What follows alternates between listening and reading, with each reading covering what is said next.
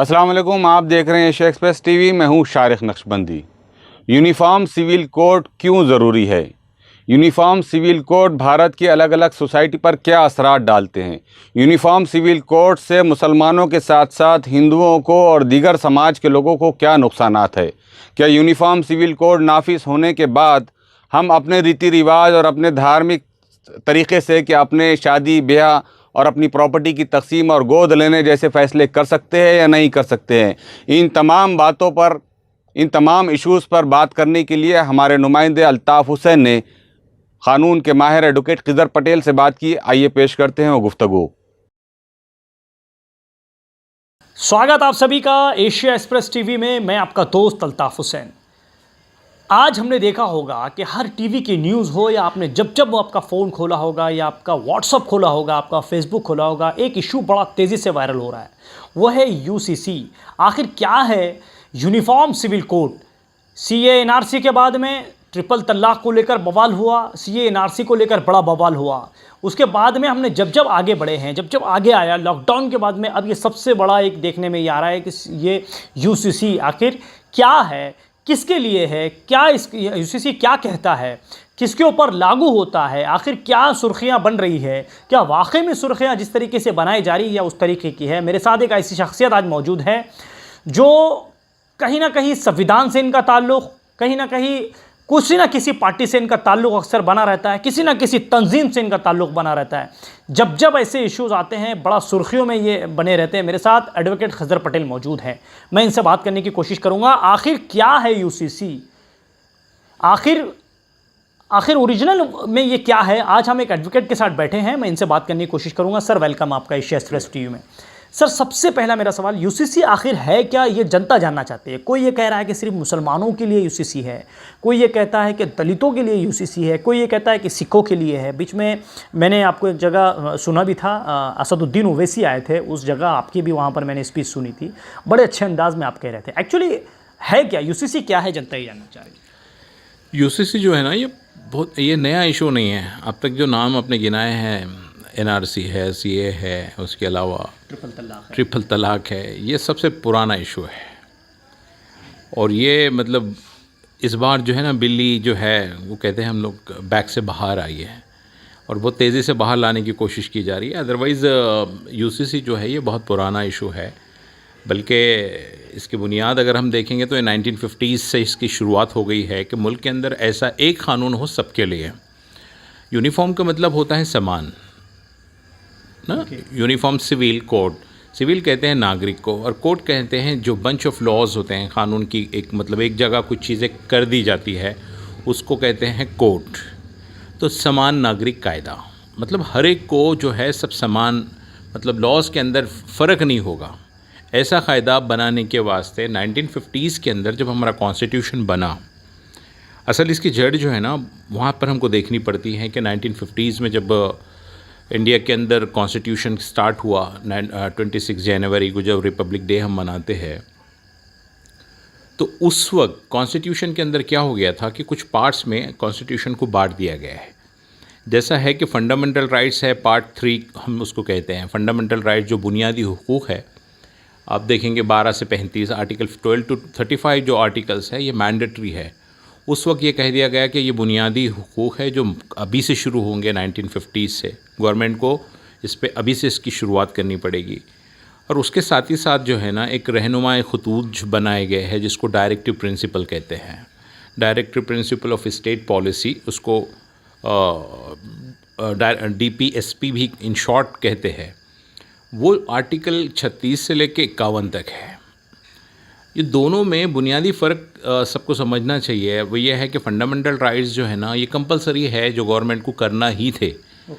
लेकिन directive principle जो थे ये था कि उस वक्त सरकार नई नई बनी हुई थी, हमारे पास पैसा नहीं था, इंफ्रास्ट्रक्चर नहीं था, तो कुछ चीज़ें ऐसी थी कि जैसी जैसी आपके पास चीज़ें आएगी वैसा वैसा बनाते रहे। उसके अंदर जैसा ये था ना कि लोगों की जो इनकम है वो बराबर हो, ये डायरेक्टिव प्रिंसिपल्स के पार्ट है। मर्द औरत की इनकम्स बराबर हो, उनकी मजदूरी बराबर हो, दौलत का जो मतलब वेल्थ है इसका तज़ाद कम हो, कोई अमीर होते जा रहा है तो अमीर है, कोई गरीब होता है तो गरीब होए, इनके बीच की जो खाई है उसको पाटा जाए, है ना। इस तरीके से एक डायरेक्टिव प्रिंसिपल्स है। डायरेक्टिव प्रिंसिपल्स के अंदर ये है,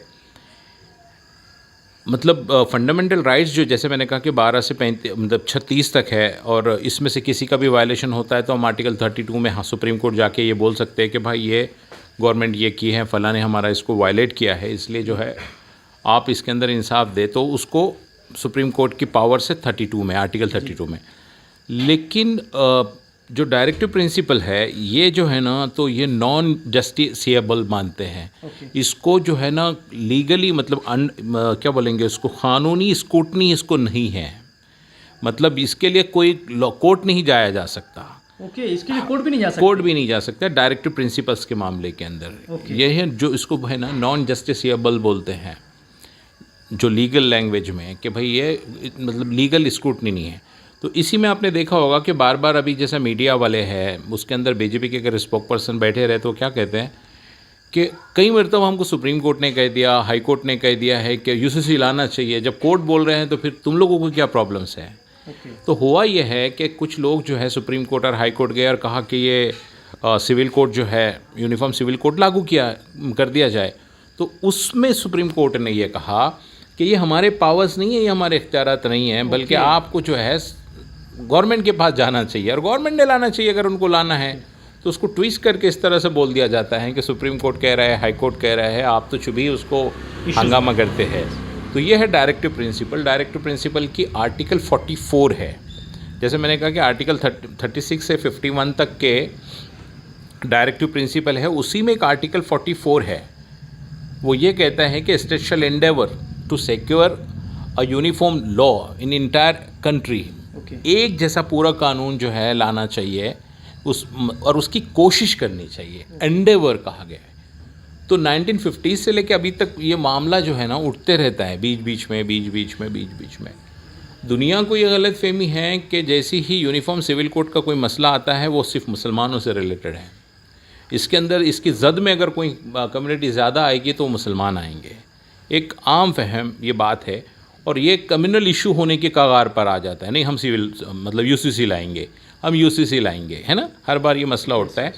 तो इसको ख़ास तौर पे ना कम्युनल बनाया जाता है। जैसा अभी भी क्या हुआ कि जैसे यूसीसी का मामला आया तो टीवी डिबेट शुरू हो गए। तो मैं तो बहुत शुरू से कह रहा हूँ कि मुसलमानों को इसमें पैनिक होने की ज़रूरत नहीं है, इसको इशू नहीं बनाना चाहिए, क्योंकि ये सिर्फ मुसलमानों का इशू नहीं है, ये बहुत बड़ा इशू है हमारे से दूसरे कम्युनिटीज़ का। अच्छा, मुसलमानों के अलावा दिगर जो कम्युनिटी आप बता रहे हैं उन लोगों को कैसे इशू हो सकता है इसमें? अभी किसे है मालूम है क्या? देखिए, इंडिया के अंदर मतलब ये प्रोजेक्ट कर दिया गया है कि सिर्फ मुसलमानों का पर्सनल लॉ है। ओके। लेकिन भारत में सिर्फ मुसलमानों का पर्सनल लॉ नहीं है, मुसलमानों के अलावा यहाँ पे 400 to 500 पर्सनल लॉज हैं। ओके। सिर्फ नॉर्थ ईस्ट के अंदर 1.5 करोड़ की आबादी है। नॉर्थ ईस्ट के 7 स्टेट्स जो है, मेघालय, नागालैंड और अपने मणिपुर में, ये जो 7 स्टेट्स जिसको हम कहते हैं, तो यहाँ पर 1.5 करोड़ की आबादी है और यहाँ पर ट्राइबल्स की बहुत बड़ी आबादी है। और यहाँ पर सिर्फ इस 1.5 करोड़ आबादी के अंदर 258 ट्राइबल्स हैं जो उनका अपना पर्सनल लॉज हैं। ओके। और वो कस्टमरी लॉ के हिसाब से चलते हैं। ओके। ये जो 7 स्टेट्स है, इंडिया से जो इन लोगों का अटैचमेंट है वो इस बात की, इस कंडीशन पर है कि भारत की पार्लियामेंट से पास हुआ कोई भी कायदा उस वहाँ के जो स्टेट्स है, जैसा मेघालय है, नागालैंड है, ये पर्टिकुलरली, तो इन पर वो लागू नहीं होगा जब तक कि वहाँ की विधानसभा उसको पास नहीं करेगी। ओके। और अब कोई समझो नेशनल सेंट्रल लॉ पास होता है तो महाराष्ट्र में ऐसी सिचुएशन नहीं है, उनको तो मानना है। ओके। लेकिन नॉर्थ ईस्ट में आप डायरेक्ट अप्लाई नहीं कर सकते, डायरेक्ट नहीं मतलब जा सकते। हाँ, आर्टिकल 371 जो है उसके हिसाब से आप जो है हम वहाँ पे ज़मीन नहीं खरीद सकते हैं। अदर देन 7 स्टेट, कुछ 3 स्टेट्स ऐसे हैं जहाँ पर आपको जाने के लिए परमिट लगता है। आपको जाना है तो 7 डेज़ 15 डेज़ कितने दिन रुकना है आपको परमिट लगता है। उनका ये कहना है कि ये हमारा अगर यूसीसी आएगा तो यहाँ पे कल्चरल डिज़ास्टर होगा। आप लोगों को हैरत होगी कि वहाँ के नॉर्थ ईस्ट के स्टेट्स में भारत का CRPC, IPC, CPC भी नहीं चलता है। उनके अपने कस्टमरी लॉज हैं। अगर उनके अपने कस्टमरी लॉज है तो कस्टमरी लॉज को, और वो कहते हैं कि हम उसी पर चलेंगे अगर हमको इस पे, और वो इसी कंडीशन पे भारत के साथ जुड़े हुए हैं कि हमको हमारे कस्टमरी लॉज के ऊपर चलने दिया जाएगा। तो ये सिर्फ नॉर्थ ईस्ट की बात है। अब आप सिखों पर आ जाइए, सिखों का जो है उनका मैरिज का लॉ है वो अलग है। फिर सबसे बड़ी बात यह है, देखें ना कि अब जैसा मैंने उस दिन भी आपको ने एग्जाम्पल सुना होगा कि वो हथियार कैरी कर सकते हैं, सिख समाज वो उनके मज़हब का बुनियादी हिस्सा है। आप मैं करें तो आर्म्स एक्ट लग जाता है, सज़ा मतलब एक ऑफेंस रजिस्टर्ड हो जाता है, लेकिन उनको नहीं लगता। क्यों नहीं लगता? कि उनका पर्सनल लॉ इजाज़त देता है। तो क्या मतलब यूसीसी अगर इंडिया में आएगा तो ये सवाल है ना कि क्या उनके जो वेपन है, जो मतलब वो लोग तलवार या डैगर वगैरह रखते हैं, उनको उनसे मतलब हटा दिया जाएगा या सबको दे दिया जाएगा? एक सिख भाई है, आप है, मैं है, रोड ट्रैफिक पे हम रोड पर जो है हम लोग टू व्हीलर से जा रहे हैं, हमको हेलमेट कंपलसरी है, उनको हेलमेट नहीं पहननी है क्योंकि पगड़ी है, बराबर है ना? तो क्या यूसीसी आने के बाद उनको भी हेलमेट पहनना पड़ेगा या हमको हेलमेट छोड़ दिया जाएगा? आप और मैं अगर बरहाना रोड के ऊपर निकल गए तो हमारे के ऊपर जो है 295 के तहत जो है केस रजिस्टर्ड हो जाएगा। ठीक है, आईपीसी के तहत जो है हमारे पे 195 के हिसाब से केस दर्ज हो जाएगा ऑब्ससेनिटी का। लेकिन एक जैन साधु है, वो अगर बरहाना बाहर घूमे है तो उस पर ऑफेंस नहीं होता। तो क्या ये लॉ आने के बाद ये होगा कि वो जैन मुनि को जो है वो कपड़े पहना दिए जाएंगे या फिर सबको बरहाना घूमना पड़ेगा? बरहाना घूमने के बाद वो ऑफेंस नहीं होगा। कानून तो सबके लिए एक होगा ना भाई। अब मसला गलतफहमी क्या है लोगों को लगता है मुसलमानों को कुछ स्पेशल एडवांटेजेस है। ओके। अब सबसे बड़ी एडवांटेज उनको लगता है कि मुसलमानों के 4 बीवियाँ हैं। ये एक गैर ज़रूरी जलन सी है। क्यों फेवर करते हो भाई आईयूसीसी? अरे ऐसा कैसा मुसलमानों को 4 बीवियाँ हैं? अरे क्या प्रॉब्लम है भाई तेरे को? और वाकई देखा जाए तो मुसलमान करते कितने हैं?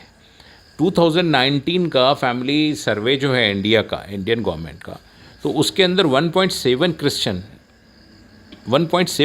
क्रिश्चियन जो रहते हैं वो एक से ज़्यादा शादियाँ करते हैं क्रिश्चियन समाज के अंदर। वो डेटा है। 1.6 जो है हिंदू भाई है और 1.6 अदर देन हिंदूज़ हैं और मुसलमान 1.3 है। ओके। हाँ, तो ये डेटा है इंडियन गवर्नमेंट का कि एक से ज़्यादा शादियाँ कौन करता है। बोलता मुसलमान अगर अपनी शादी करता है तो वो जो आने वाली खातून है उसको अपना नाम देता है, बच्चों को अपने बच्चों का नाम देता है। इजाज़त है इसलिए उसको लीगल उसकी हैसियत होती है। लेकिन जो लोग जहाँ पर ये ममनू हैं कि भाई दूसरी शादी नहीं करते, दूसरी बीवी की हैसियत क्या है? देखा जाए तो हम इंसाफ कर रहे हैं ना, इस्लाम ने तो इंसाफ सिखाया है। दूसरा मुसलमानों का मसला ये है ना कि भाई लड़कियों को जो है प्रॉपर्टी के अंदर, जैसा लड़के को 1 रुपया है तो लड़की को 50 पैसे हैं। अरे हम तो दे तो रहे हैं ना, 1400 साल से हम दे तो रहे हैं इस बात को लेके। अदर देन हमारे अलावा किसने दिया है? हिंदू कम्युनिटी में 1956 के बाद ये रिफॉर्म हुआ है कि भाई लड़की को जो है 50% और लड़की को 50%। लेकिन उसी में सक्सेशन एक्ट के अंदर एक क्लॉज डाल दिया गया है कि अगर बाप ने जीते जी बेटे के लिए जो है पूरी प्रॉपर्टी की वसीयत कर दी तो उसमें बेटे का हिस्सा नहीं रहेगा।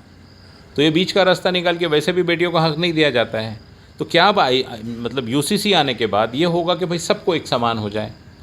3 तलाक वाला मामला है, वैसे भी ऑलरेडी हमारे ख़िलाफ़ अभी वो जो लॉ है मतलब ट्रिपल डिवोर्स का वो लॉ आ गया है। तो मुसलमानों के आ जाके 5-6 मसले होंगे। कस्टडी का बच्चा मसला है, बच्चों की शादी की एज वगैरह का मसला, इससे ज़्यादा तो मसले नहीं हैं। एक हिंदू लोग है जिसके अंदर अनडिवाइडेड मतलब जो फैमिली होती है, हिंदू अनडिवाइडेड फैमिली जो होती है, उनको टैक्स में एग्जेम्पशन मिलता है अगर वो अपनी फैमिली को अनडिवाइडेड फैमिली रजिस्टर्ड करते हैं इनकम टैक्स से।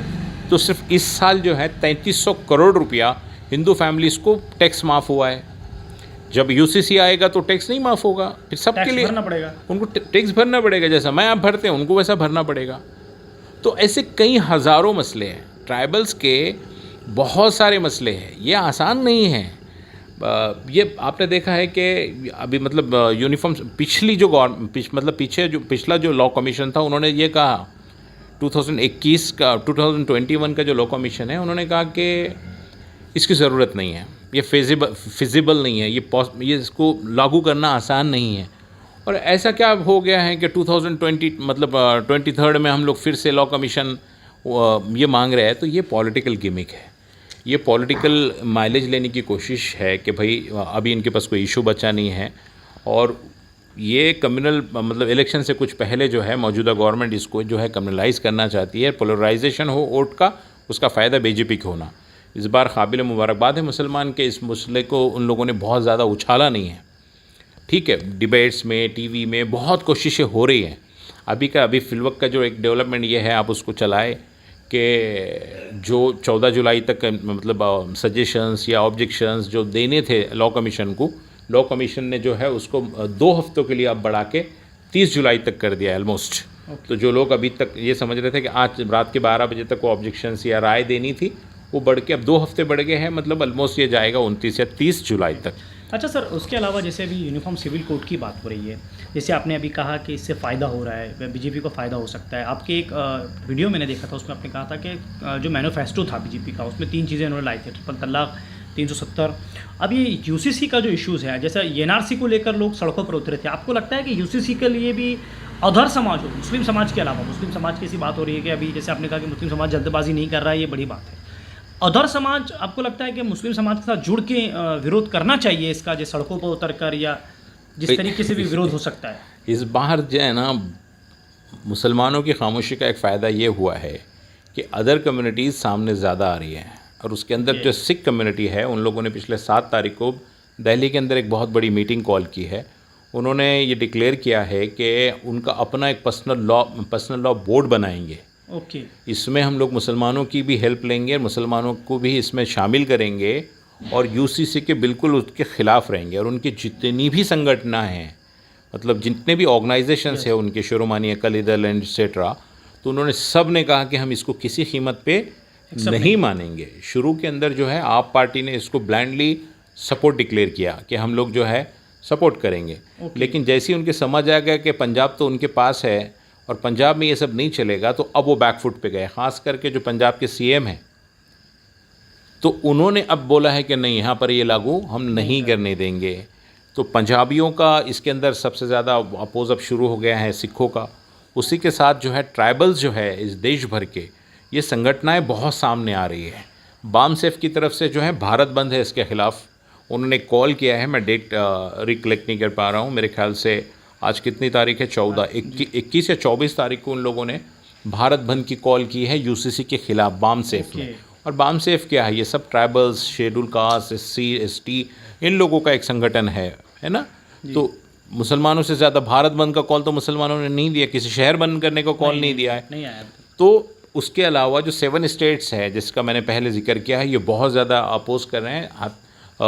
मेघालय के और नागालैंड के जो सीएम हैं, उन्होंने तो साफ कहा कि हम किसी सूरत में इसको जो है यहाँ पर लागू नहीं होने देंगे और लागू नहीं करेंगे। अगर आप करते हैं तो ये हमारे लिए कल्चरल डिज़ास्टर माना जाएगा और हम इसको कभी भी जो है नहीं मानेंगे। इसी का दबाव का नतीजा है कि अब बीजेपी के कुछ खैमे से ये आवाज़ें आ रही हैं कि क्रिश्चियनों को इसमें से निकाल दो, दलितों को निकाल, ट्राइबल्स को निकाल दो, नॉर्थ ईस्ट वालों को निकाल दो। अगर ये निकाल देते हैं तो फिर बचता क्या है? इसको यूनिफॉर्म सिविल कोड किस हैसियत से हम लोग ये कहेंगे कि यूसीसी है? तो वैसे भी इसकी हवा निकलेगी। मैंने शुरू में कहा था कि मुसलमान अगर इसका कम अपोज करेंगे तो इसकी हवा ऐसी ही निकलेगी। तो धीरे धीरे वो सिचुएशन आ रही है। दूसरी बात ये है ना कि अगर ये आ भी गया, जैसी मौजूदा गवर्नमेंट है, अगर इन्होंने ज़िद करके इसको ला भी लिया तो ये इम्प्लीमेंट नहीं कर पाएंगे। ओके। ज़िद पूरी करने के लिए टेबल कर लेंगे, ला लेंगे, उसको पास करवा देंगे, अब ये स्ट्रेंथ है, मेजॉरिटी इनके पास है, तो लेकिन इसको इम्प्लीमेंट नहीं कर पाएंगे। अब इम्प्लीमेंट क्यों नहीं कर पाएंगे, उसकी एक स्वादी सी एग्जाम्पल आप समझिए कि यूनिफॉर्म का जो लफ्ज़ी मानी होती है ना, आपने देखा होगा स्कूल के अंदर यूनिफॉर्म होता है बच्चों को, है ना, तो वैसी यूनिफॉर्म आप समझिएगा। अब एक स्कूल के अंदर 50 बच्चे हैं, यूनिफॉर्म इसलिए होता है कि बच्चों के अच्छे से आइडेंटिटी हो कि कौन है। लेकिन आप बोल रहे हैं कि यूनिफॉर्म का मतलब है, मतलब यूनिफॉर्मिटी होनी है हर चीज़ में। 50 बच्चे हैं और आपने ये किया है कि 50 बच्चों को एक साइज़ का शर्ट ला लो, एक साइज़ की पैंट ला लो, एक साइज़ की टाई ला लो, एक साइज़ के पैंट अपने जूते लाओ। बोला कि यूनिफॉर्मिटी सब एक साइज़ के, तो पॉसिबल है क्या? एक 50 बच्चों की स्ट्रेंथ वाली एक क्लास में आप एक साइज़ के सबको नहीं पहना सकते। इतना बड़ा 150 करोड़ की आबादी के लोग हैं, जहाँ पे 1700 से ज़्यादा जो है ट्राइबल्स रहते हैं, ज़ातियाँ रहती है, हर 5-10 किलोमीटर के ऊपर ज़ुबान और चीज़ें बदलती है। आप यहाँ पे जाएंगे तो अलग कल्चर है। आप गोवा के अंदर जाएंगे, क्रिश्चियन के अंदर 30 साल तक शादी के 30 साल की उम्र हो गई, और उसको लड़का नहीं हुआ तो क्रिश्चियन वहाँ सेकंड मैरिज कर सकता है। एक हिंदू है, हिंदू अगर उसको मतलब 30 साल के उसकी शादी मतलब उसको अगर लड़का नहीं हुआ है, क्रिश्चियन का तो ये मसला है ना कि बच्चा नहीं हुआ तो उन्हें दूसरी शादी कर सकता है। जी। गोवा में ये है कि अगर हिंदू है वो 30 साल का हो गया और उसके मैरिज के बाद उसको लड़का नहीं हुआ, लड़कियां हैं लेकिन लड़का नहीं हो रहा तो भी सेकंड मैरिज कर सकता। तो क्या हम कानून ये बदलेंगे? हाँ, तो हमारा ये प्योरली ये कहना है कि ये पूरी तरीके से पॉलिटिकल है।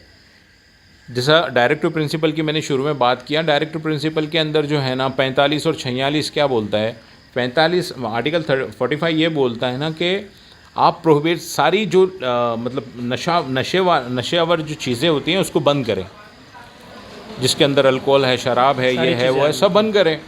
अब 1950 से आपको डायरेक्शंस है, क्यों नहीं बंद करती है गवर्नमेंट? ये आसान है ना, इस पे तो किसी का खिलाफ, भाई चलो यूसीसी में मुसलमान खिलाफ बोल रहे हैं, सिख खिलाफ बोल रहे हैं, शराब पे कौन खिलाफ बोलेगा? शराब पे तो अगर आप इंडियन गवर्नमेंट ने कल लॉ पास कर दी कि शराब बंद है तो हम सबसे ज़्यादा इस्तकबाल करेंगे, ठीक है। उसी के साथ उसके अंदर 46 ये कहता है कि पूरे इंडिया के अंदर कॉ स्लॉटरिंग बंद हो जाए। गौ कशी जो है उसके अंदर उसके बछड़े, बैल, गोरे वगैरह जो होते हैं वो सब की बंदी लाए जाए, एक टाइम उसको करे। अब हो गए ना 75 साल, तो पूरे देश में आप बंद करो ना, रोज़ मसले हो रहे हैं ना। तो आप यूपी में तो बंद कर देते हैं, महाराष्ट्र में तो बंद कर देते हैं, क्या गोवा आपका स्टेट है, मेघालय आपका स्टेट है, कर्नाटका आपका स्टेट था, क्यों नहीं बंद करते हैं? क्योंकि जहाँ पे आपको फ़ायदा होता है, मतलब आपको याद होगा कि गोवा के अंदर जब वक्त इलेक्शन थे तो मनोहर पर्रिकर वहाँ का सीएम थे, तो उन्होंने कहा था कि अगर गोवा के अंदर टूरिस्ट लोगों को या गोवा वालों को बीफ की कमी पड़ी तो हम बाहर से लाएंगे, जबकि वो बीजेपी के वो थे। तो ये मतलब चूज़ी पॉलिटिक्स है। ये गवर्नमेंट जो मौजूदा गवर्नमेंट है ये तो सबसे बड़ी हिंदुत्व की गवर्नमेंट है ना भाई, तो इनको आज पूरे पावर्स हैं, इनके पास पूरी स्ट्रेंथ है, तो बंद करें ना। थ्रू आउट इंडिया क्यों बैन नहीं करते आप? गाय कशी बंद कर दें आप, वो भी डायरेक्टिव प्रिंसिपल का हिस्सा है, क्यों नहीं बंद करते? नशा बंद कर दें आप। यूसीसी से क्या प्रॉब्लम है यार? आपको लगता है ना कि मुसलमानों की मुस्लिम बहनों के लिए आपने जो है ये करना है कि 4 शादियाँ हैं, तलाक है। पिछले दिनों के अंदर जो है ना मोदी साहब ने ये मतलब इसकी शुरुआत ये की, मुझे लगता है कि ये लोग लाएंगे, क्योंकि मोदी ने जो है पिछले दिनों के अंदर इसकी मतलब जब अमेरिका से वापस हुए हैं तो मध्य प्रदेश के अंदर अपना भोपाल में जो स्टेटमेंट दिया कि एक घर में 2 कानून कैसे चल सकते हैं, मतलब उनको लाना है। मेरा उसमें ये कहना है मोदी जी को घर के बारे में मालूम ही क्या है कि एक घर में कितने कानून चलते हैं। जिसकी फैमिली होती है, जिसके बच्चे होते हैं, बीवी होते हैं, उसको पता होता है कि एक घर के अंदर 1-2 कानून नहीं बल्कि कई कानून चलते हैं। 4 बच्चे हैं तो 4 बच्चों की चॉइस अलग है। कोई अभी मैं अगर बहसे थे बाप अगर ये बोल दूं कि नहीं आज सबको दाल ही खानी है, 1 महीना दाल ही खानी है, तो ये तो जुल्म है ना। मेरे बच्चे कितने दिन बर्दाश्त करेंगे मेरी ये बात? सही है। तो आप देखें ना घर के अंदर आप बोलता रहे वो मैं नहीं खाता यार, वो उसके लिए क्यों बना है, वो नहीं खाता। सबसे बड़ी तो बीवी है ना भाई, वो तो सुप्रीम कोर्ट है, कानून की क्या बात है।